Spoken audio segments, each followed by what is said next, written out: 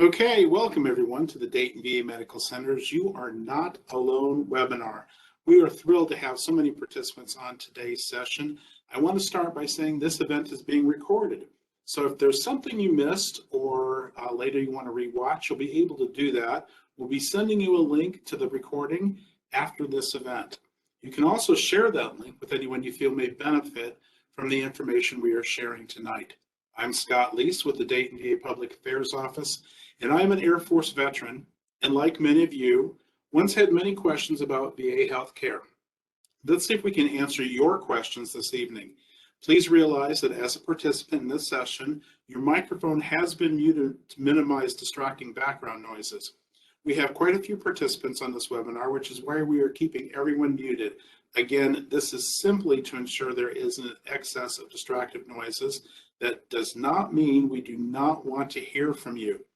If you have a question or concern, you can share it with the panelist anytime through the chat pane. You should be able to find this pane on the bottom right of your screen. Simply type in your question, and one of the presenters will get to you as soon as they can. For the sake of time, if we don't get to your question during this presentation, or if you have a question that might be sensitive that you don't want to share with everyone else on the webinar tonight, you can reach us by phone or by email, and we'll provide that contact information later on in the presentation. Now, I'd like to take a few minutes to have our director, Mr. Mark Murdoch, introduce you to our Dayton VA Medical Center.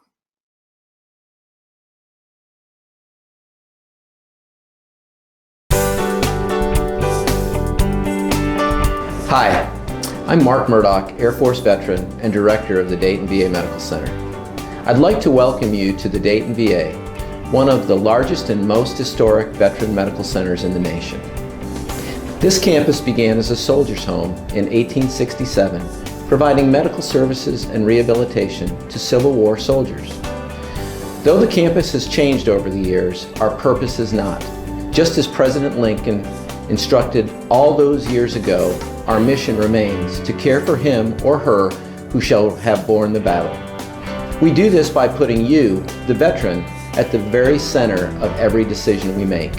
Whether it's the revitalization of our historic grotto and the healing gardens, the addition of a new MRI suite and simulation center, our community-based outpatient clinics, which were designed from the ground up with our veterans' needs in mind, our complimentary valet parking for our veterans, or the construction of a new Fisher House to give you and your loved ones the ability to rest and recover with all of the comforts of home. Your physical, mental, spiritual, and emotional needs are at the heart of every step that we take. Here at the Dayton VA, we carefully balance our historic significance as one of the first centers for veteran health with the medical needs of the veterans of today and tomorrow. We are proud of our more than 150 years of dedicated service to those who gave us the freedoms we enjoy today, and look forward to spending the next 150 years continuing on the path President Lincoln laid out before us. Thank you for coming to the Dayton VA Medical Center, where we are honored to provide the best possible care to our nation's heroes. You served us, now let us serve you.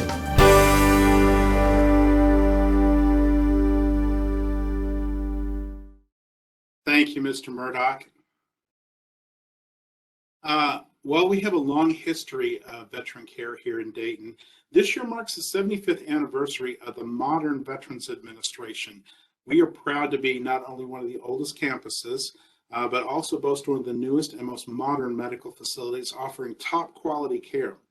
Not very many people know that the VA is recognized, according to a study done by RAND, as being one of the top medical care systems in the nation. And it's top rated by the vets who it serves, with a more than 98% satisfaction rating. This is a benefit that not everyone is able to receive. This is only available to veterans. Well, that's one of the reasons we're here tonight. For those who are not enrolled with the VA, we hope you take the opportunity now to do so. It's easy. One way is to visit the medical center and stop by the enrollment and eligibility office. They will be glad to help walk you through the process. You may want to call first to schedule an appointment. That number is 937-268-6511. extension 4105. Again, 937-268-6511, extension 4105. They will tell you what documents you will need to bring and what you need to bring with you to determine your eligibility. For the tech savvy, you may want to enroll online at www.va.gov. Veterans may also reach out to the National Call Center to apply at 877-222-8387. And finally, veterans may mail an application directly to the Dayton VA Medical Center, and you can send that to 4100 West 3rd Street, Dayton, Ohio, 45428. You can also enroll in person at the surrounding community-based outpatient clinics, also known as CBOCs. They are located in Lima, Middletown, Richmond, and Springfield. We'll share detailed contact information and phone numbers again at the end of the presentation. Now, the reason we're here tonight, it's that time of year when seasons change, the days grow shorter, the weather becomes dreary, everything seems to become dark and gray, and for some, it's a challenge. For some suffering from other issues, it makes things that much harder. Some folks find the holidays a challenge. They are alone. They find themselves with no fellowship. For others, they are overwhelmed by the rush and demands of the holidays, the crowds, the noise, family obligations. It can all be too much to bear. We're here tonight to talk about who can you turn to when you need that help when things get beyond your control. We would like to share a video with you to help introduce you to the professionals that are here to help and what they can offer to you. Let's take a few minutes to see what the Dayton VA can do. Rough week, right? Listen, every book in your home is one of us saying to you, please hold on until the end. We want you to stay with us so we can all see, together, how it all turns out. You're not alone. One of us is with you all the time. Hold on tight. See you next week. Hi, I'm Karen Wolf, the Suicide Prevention Coordinator here at the Dayton VA Medical Center. Today, I would like to take a moment and discuss an issue that affects everyone.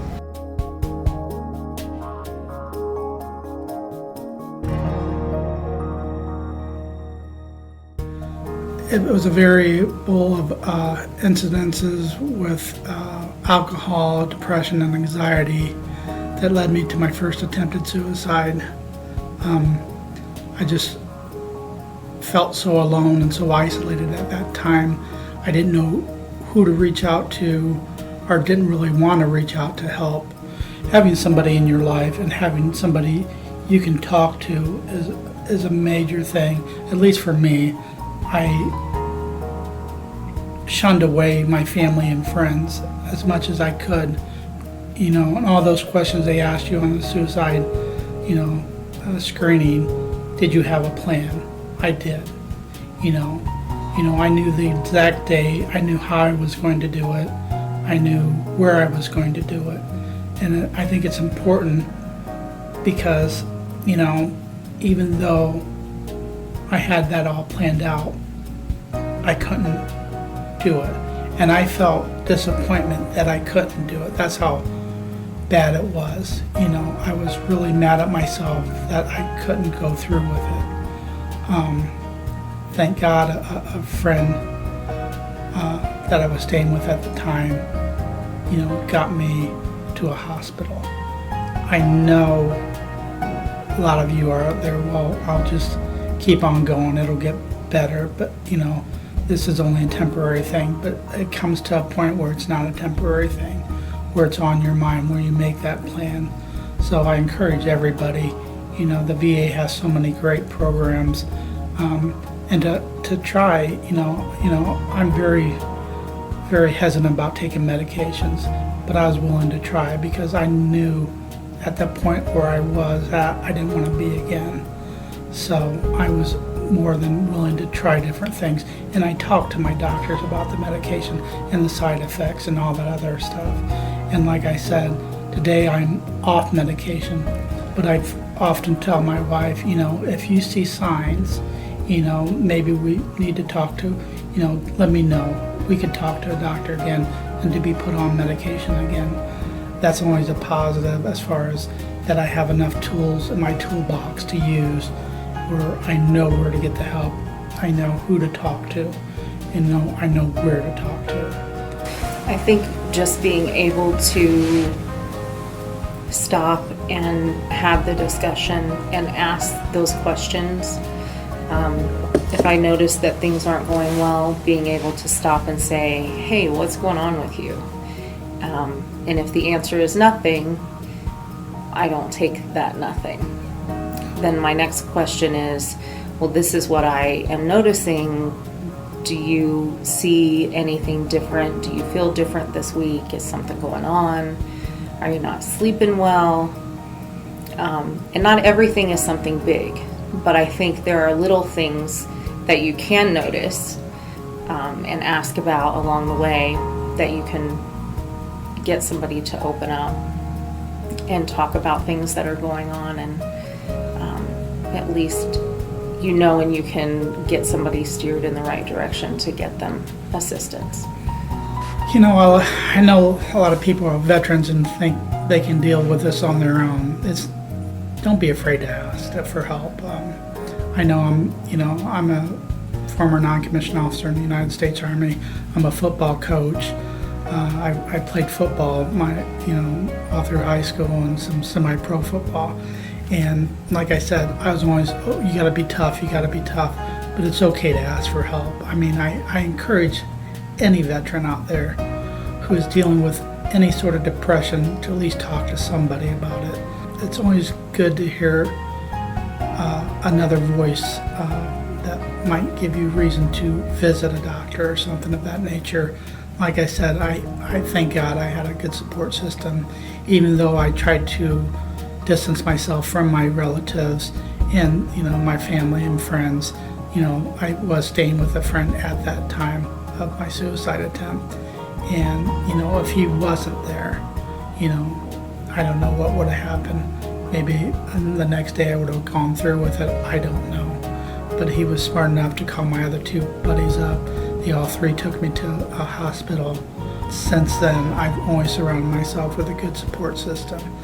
So, don't be afraid to reach out to somebody. That is so vital.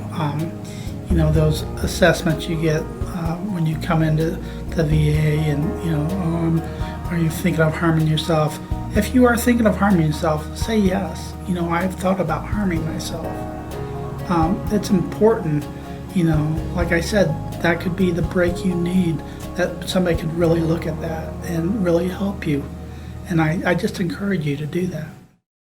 Veteran suicide is an urgent issue that we must all work to end. These men and women who have proudly served our country needs every one of us to conquer this national problem. Suicide prevention is a collection of efforts to reduce the risk of suicide. These efforts may concur at the individual, relationship, community, and societal levels. Suicide is preventable, and each of us can be the person who makes that life-saving difference. Everyone can be there for a veteran in need. Now, this is very important. If you suspect a veteran is having thoughts of suicide, get them the help they need. Resources like the Veterans Crisis Line is available free of charge, with counselors available 24/7, 7 days a week. Suicide is the top priority for the VA, and we will not relent in our efforts to connect veterans who are experiencing crisis with life-saving support. Enrolled veterans, while receiving excellent health care, also receives mental health services provided by VA mental health professionals in an area of treating mental health illnesses, providing coping strategies of those who are at risk, with helping to reduce the risk factors. That leads to giving people hope for a better life after current problems are resolved. We know that we must go beyond mental health providers and involve the community to reach veterans before they reach that crisis point. Veterans are a strong and resilient group. Whereas the motto, leave no one behind, isn't just a slogan, it's treating each other with dignity and earned respect. Those qualities must reverberate through each of us if we are going to end this national concern. So if you know a veteran who is not enrolled in health care at the Dayton VA Medical Center, share this contact information. When you see a veteran in crisis, act. Reach out and connect them with the Veterans Crisis Line and tell them they are not alone.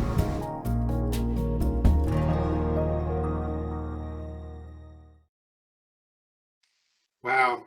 We hope you found this video informative. This is not always an easy subject to talk about. That's why we're here tonight, to talk to someone who knows how difficult it is and how to address these issues. We're going to take some time to answer questions we've received through the chat pane. We've received a couple already. Please remember, if you have a question, feel free to ask it by typing it into the chat pane. We'd love to hear from you. Love to hear your questions and answer them the best we can. Also, if you feel that you have a question that you do not wish to share with everyone, we'll again be giving you some contact information later on where you can call or email us. We'll get to that within the time remaining. If we don't get to your question, please know we still want to answer it. Again, we'll give you some contact information at the end of the presentation so you can reach out to us then. We have with us live this evening Karen Wolf, the Suicide Prevention Coordinator with the Dayton VA. Karen has been in the mental health field for more than 20 years now, and 9 with the Dayton VA as the Suicide Prevention Coordinator. Again, I'm Scott Leese with the Medical Center's Community Outreach Office and Public Affairs. I am an Air Force veteran and will help answer any questions you might have about the Dayton VA Medical Center in general. Now, let's see what questions you have and how we may answer them. Karen, welcome. We have a question from Joseph. He wants to know, can I still come into the Dayton VA or do I have to use the online services? I can answer that. Yes, we do have online services. We have the My Healthy Vet and the VA chat, which you can actually use online if you do not want to come into the medical center, if you are worried about COVID issues, because COVID pandemic is still an issue.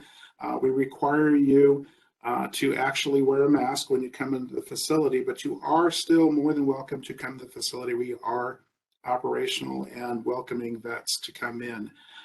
Jack would like to know, a civilian provider gave me a prescription for my anxiety. Can I get this prescription from the VA? Karen, can you answer that? Yes. If you bring in that prescription to your primary care provider at the VA, they can end up writing up another prescription for that prescription, giving it to the pharmacy, and then the pharmacy can fill it for you. And if your providers are only doing online or virtual, then they can do that through sending that prescription through to the VA pharmacy, and then the pharmacy can work to get the provider to write the prescription for you guys. All right, terrific. Chuck wants to know what COVID-19 restrictions are in place at the Dayton VA. As I said before, we have everyone wearing masks when they enter. It is not just for the spread of disease, but also for your preventing you from catching any diseases. So it's a preventive measure as well. We are also not allowing minors into the facility at this time. I believe it's anybody under the age of 19 is not allowed into the medical center. So we want to keep that also in mind. Chris wants to know, is there a place where you can go to when you need help? Is it available 24 hours a day? Yes, we have our local ER that has mental health team in there 24/7. So if you're having a mental health crisis and you need to be seen, you can come to our VA in the emergency department, or you can go to any emergency department out in the community, and they would be able to support and provide you the services that you need. If you need a longer stay and you need to be admitted, they can always request, if you're out in the community, to have you transferred to the VA. If we have the openings to accommodate your needs, then we can have a transfer over to the VA and you can receive your services here at our VA. All right, terrific. Again, we want to remind everyone, if they have a question, feel free to put it in the chat pane. If you want to reach out to us later on, we'll be giving you some contact information if you do not want to share your question with everyone. Jackie wants to know, what do you do when you think someone needs help, but they don't ask for it or may not want it? There's a lot of things that we do. We work with the families and the loved ones of veterans all the time, that the veterans like, no, I don't think I need help right now. I don't think I need help right now. So what we do in our department is we work with the family members on giving you a few numbers. We give you the Veterans Crisis Line number, we give you our number, and we just say, set those numbers around in different areas of the house where the veteran will come across them, look at them several times, and eventually when the veteran is ready, the veteran usually and most likely picks up the phone and ends up calling us, and then we can get them linked into the care that they're needed for that time. So Karen, does that happen often? Veterans are either too proud or too insistent that they don't need help, that somebody needs to step forward for them? Well, there are some occasions where veterans just don't see it at that point that they need help. And again, you know, the veterans treatment is the veterans treatment. And it's very hard as a loved one to watch them struggle when I know there's support out there to help them, but they have to get into a part of their life or into their own self that really lets them understand that, yeah, I really can't do this by myself. Because as veterans, they have been trained that, you know, they're here to protect everyone. And to actually reach out and ask for help sometimes is very difficult for them. And when they get to that point, they usually do that. And, you know, we want to be here for them. And that's why we say, put our number down in front of them. Absolutely. That's great information. So Earl says, what happens if someone calls the Veteran Crisis Line? Are officials called to respond? You know, what happens when they make that call, and who comes to the door? Well, not every call gets a welfare check or what we call a welfare check, and that's the police going out and checking on their well-being. If the crisis line responder cannot assure that the veteran is safe, along with collaborating with the family members that are around them, then their due diligence is to send out the police to do a wellness check. In that wellness check, the veteran's going to receive the police going out to their home.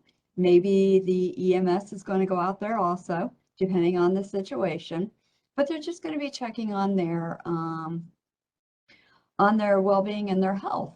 Now, again, we don't know the background of all of our veterans, so I don't know anyone's legal history. So if I have a veteran that has a legal history and may have some warrants out for their arrest, the Veterans Crisis Line is not going to know that either. And when we send out the police may be addressing that warrant along with ensuring their safety. The police have the ability to get someone transported if they need to get an assessment. So it's important for that whole team. But usually the Veterans Crisis Line responders truly want to work out with the veteran a safety plan that the responder, the veteran, and the family all agree to, so that we can make sure that that veteran's safe until we can get them linked into care. Okay, and you and I had talked before. There are times when someone calls and they're seeking that help, and they don't know how to get to the next phase. When they call that crisis line, where do they go from there? Okay, so when someone calls into the Veterans Crisis Line, the responder's responsibility is to address that immediate concern. So once that immediate concern is addressed, then a consult comes down to the suicide prevention programs at every VA. So if we have a veteran from our area calling, the consult is going to come down to us in the suicide prevention program. And the suicide prevention program team has within 24 business hours has to be reaching out to that veteran and linking it up to the care that they need for that consult. So a lot of times we will call the veterans, we'll reach out to them. Sometimes the veterans call us before we even get the consults. So it just depends, they are given our phone number, and we really do respond to those veterans crisis line calls and consults very promptly. Right.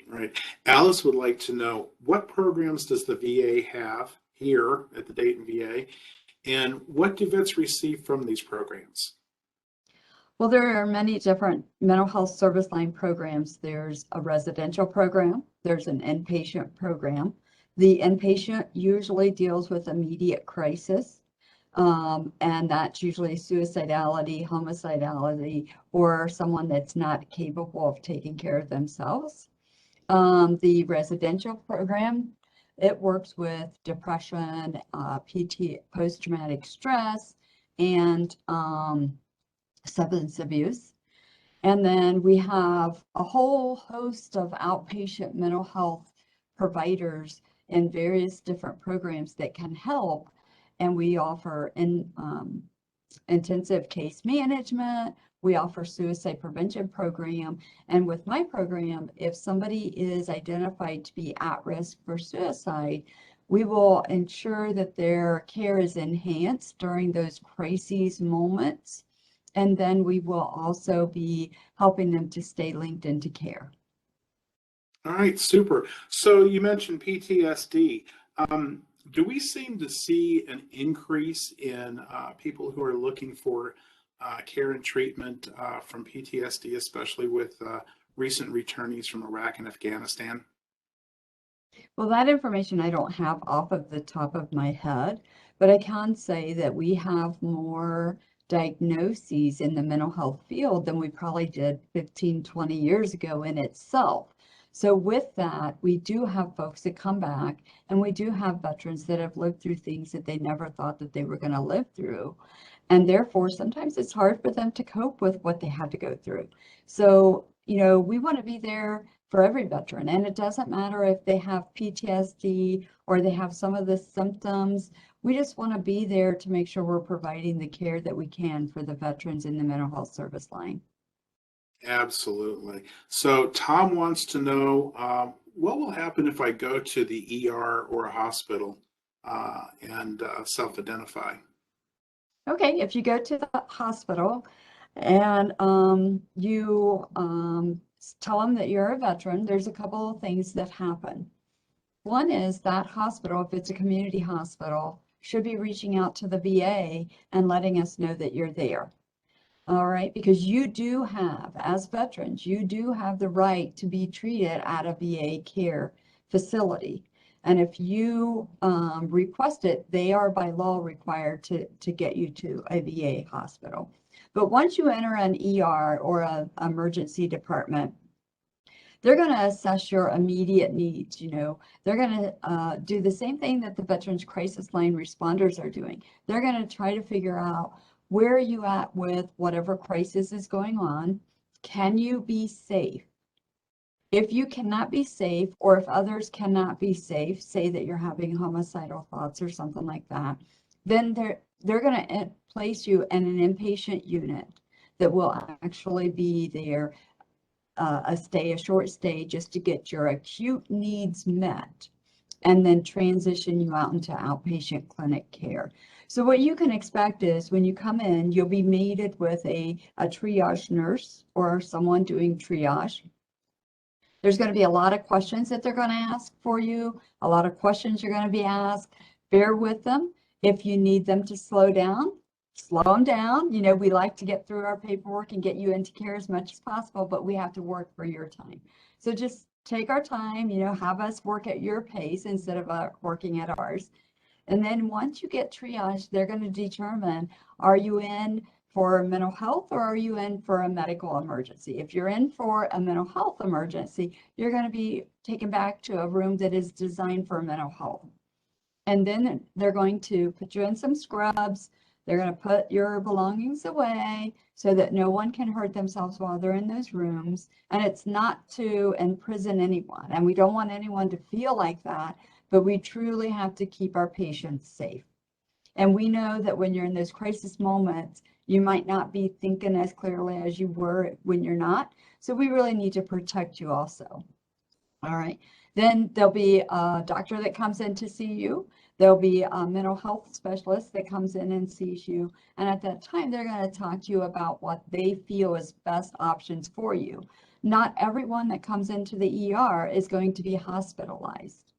And they're going to do the same. If they can do an outpatient plan that works for you, they're going to create that outpatient plan. If not, then we're going to be hospitalizing you. And hopefully you're in agreement with that if you've come to the ER. All right, super. Well, it seems like we've gone through all the questions. Karen, I want to thank you very much for coming here this evening and participating in this. Is there anything else you'd like to share with our attendees? Well, I really encourage for anyone that's on the call tonight to please, if you have a veteran that you feel is struggling and you can see it, it's talking to them. It's bringing up what you're seeing. They may be very resilient and very resistant to talking about it, but sometimes it's saying, I know you don't want to talk about this right now, but I'm just going to sit right here and I'm going to be with you.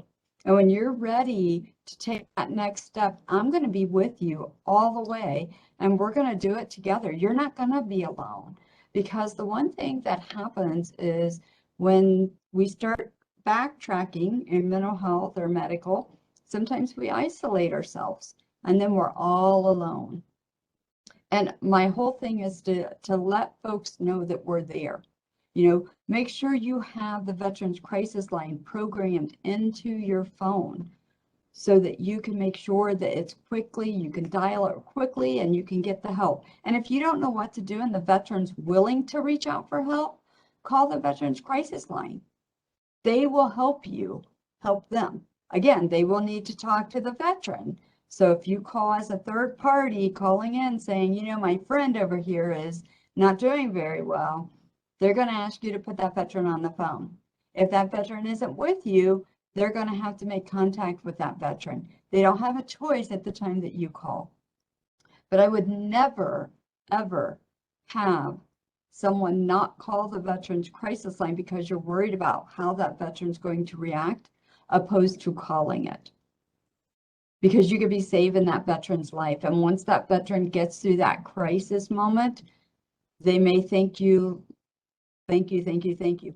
But during that crisis moment, they be mad at you as much as they can be. And I'd rather have somebody angry at me at that moment and still be alive than me not do anything and that veteran pass away and I have to live with that, So I always tell folks, we're here to support you as people that work in this field every day, all day long. We're here to support you.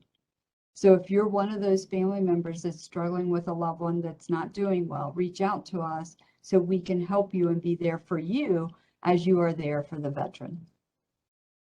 Well, thank you, Karen. That's some wonderful information, some wonderful advice. We hope everyone else has found this informative. Again, if we didn't get to your question, not to worry. You can still call us at 937-268-6511. extension 2035 or 2159. Again, that number is 937-268-6511, extension 2035 or extension 2159. You can also call our eligibility enrollment office at 937-268-6511, extension 4105 for questions about how to enroll with the Dayton VA. Again, there are several options for enrolling with the Dayton VA Medical Center. If you're not currently enrolled but would like to enroll with the Dayton VA or know someone who would or needs to, tell them they can enroll in person here at the Dayton VA Medical Center. Simply go to the eligibility and enrollment desk and they will be glad to help you.